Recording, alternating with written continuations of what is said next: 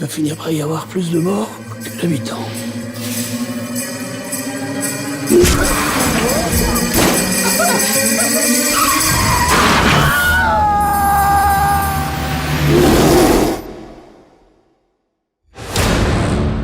Qu'est-ce que vous faisiez la nuit du 21 ? On était au Cupidon. La boîte échangiste ? Le jeudi, c'est soirée Bang Bang. Gangbang. Gang Bang. Bonjour tout le monde, bienvenue pour cette nouvelle vidéo avis dans laquelle aujourd'hui nous allons parler du film Un ours dans le Jura, co-écrit et réalisé par Franck Dubosc. Oui, j'espère que vous allez bien. Petit truc, je dis par rapport à la dernière vidéo qui est sortie, qui est la vidéo sur Avatar 3, ma réaction à la seconde bande-annonce. Il y a des choses qui se sont dites depuis, que j'ai vues, que j'ai entendues, et voilà. Je peux évoluer sur l'univers Avatar, notamment pour les prochains films, à voir ce que va dévoiler le 3, ce qu'il a dans le ventre, mais franchement, je suis à ça d'en avoir rien à faire. Voilà. Mais je peux évoluer, et voilà, parce qu'il y a plein de choses que j'ai vues qui peuvent être intéressantes. Finalement, il y a du neuf, donc on verra. Voilà, de retour dans le vif du sujet, j'avais autre chose à dire peut-être, je sais plus. Non, j'ai plus rien à dire.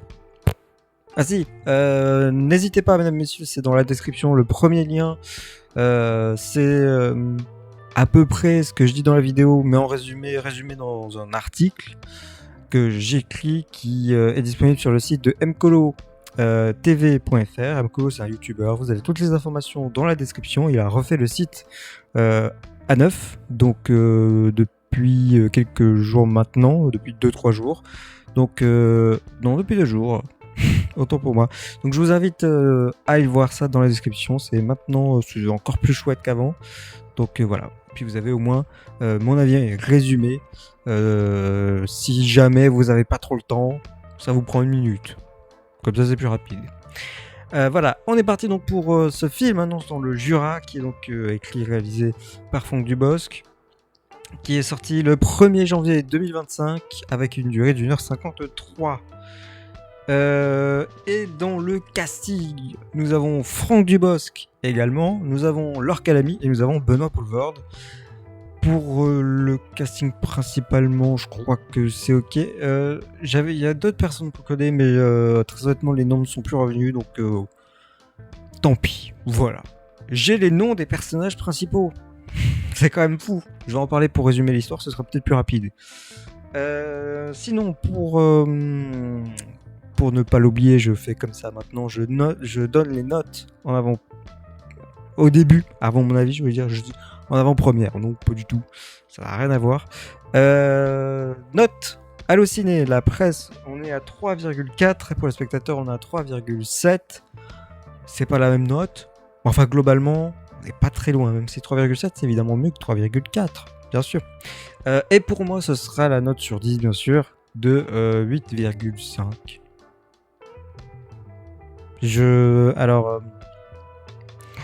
Je vais très clairement le dire, je sais pas où il est. Il est quelque part. J'ai un DVD d'un film de Franck Dubosc.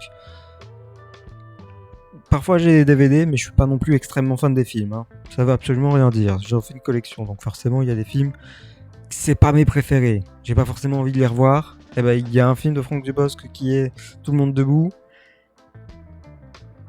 Et ben pas moi quoi.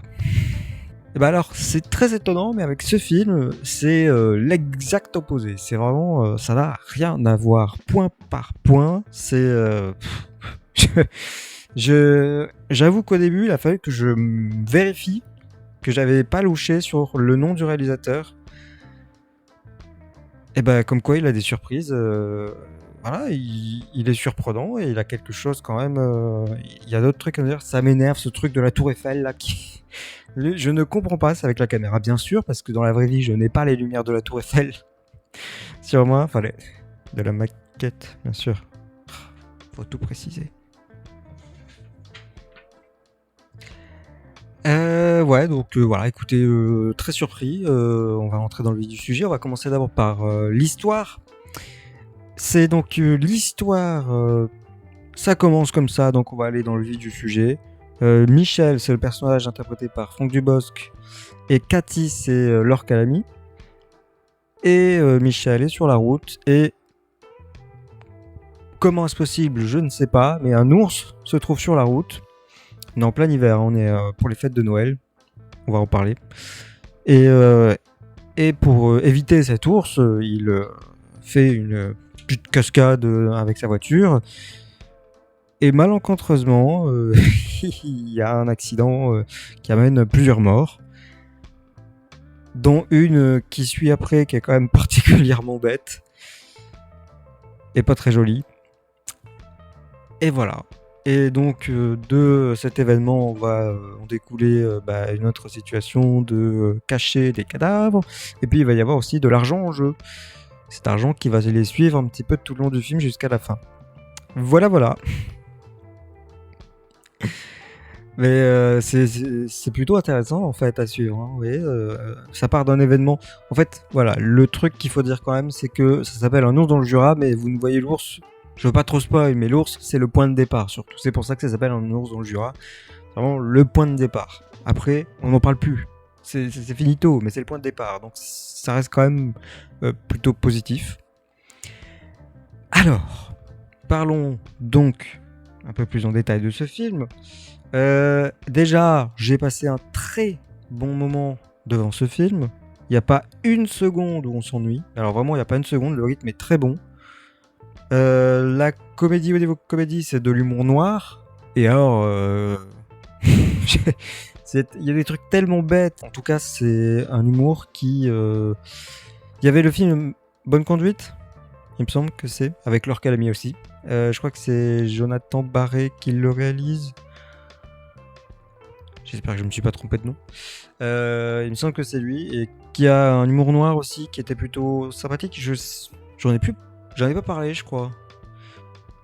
J'ai un gros doute. J'ai dû en parler, je sais pas si j'en ai parlé en une vidéo, ou si j'en ai parlé dans un top, ou un flop, en l'occurrence c'était plus un top.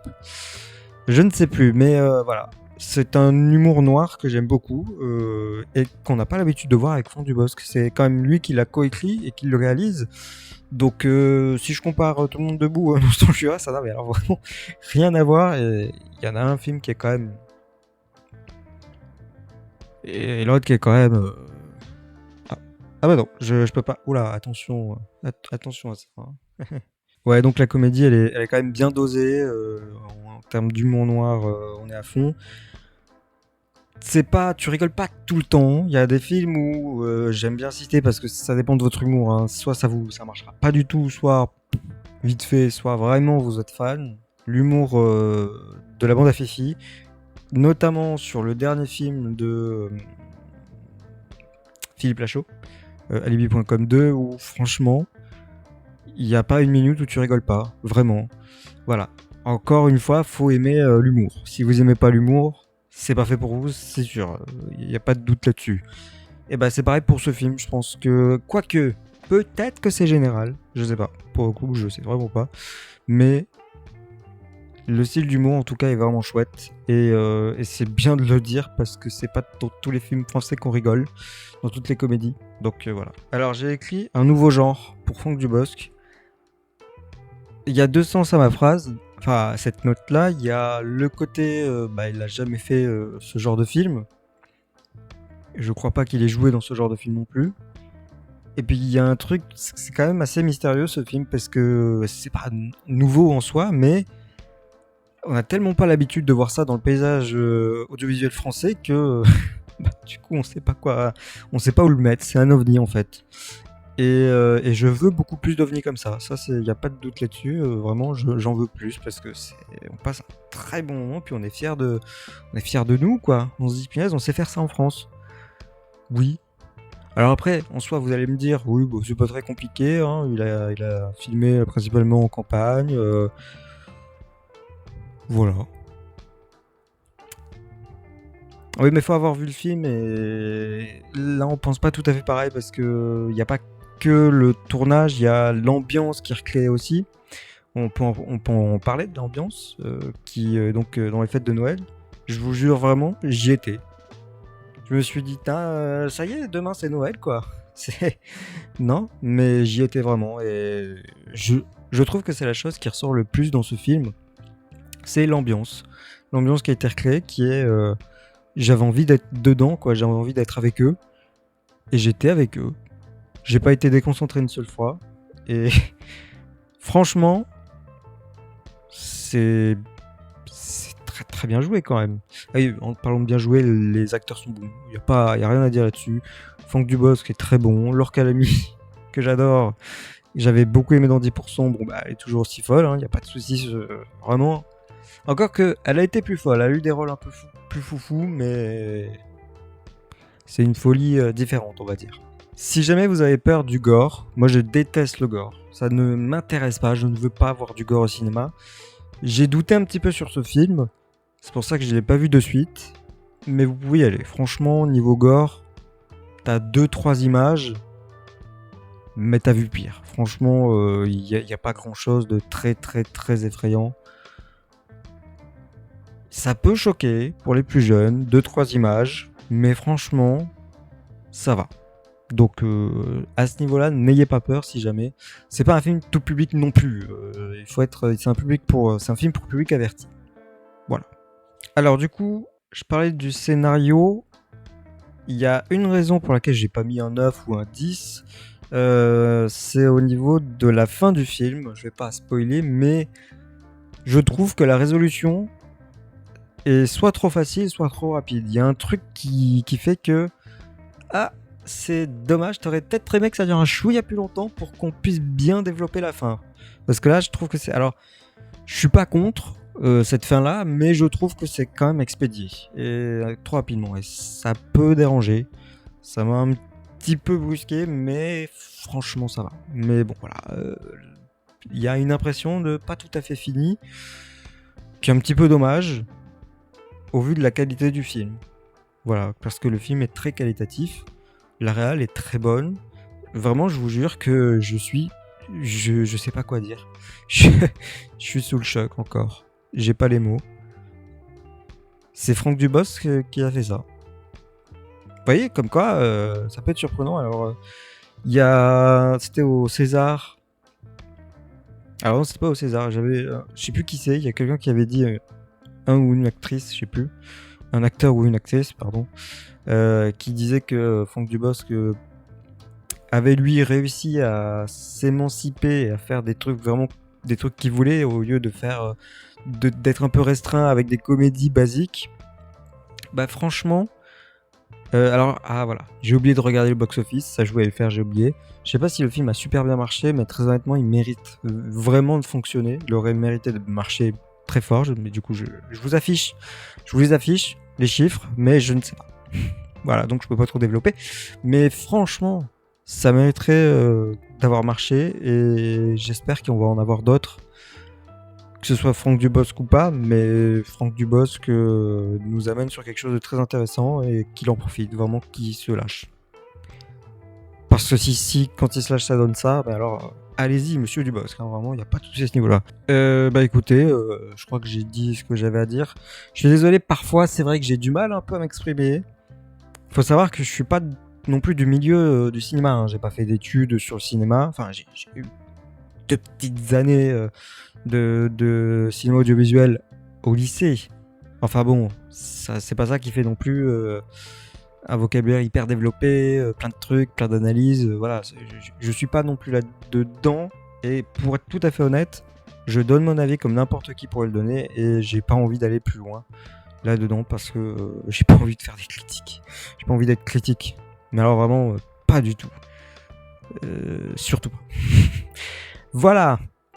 Sur ce, merci à vous d'avoir regardé cette vidéo.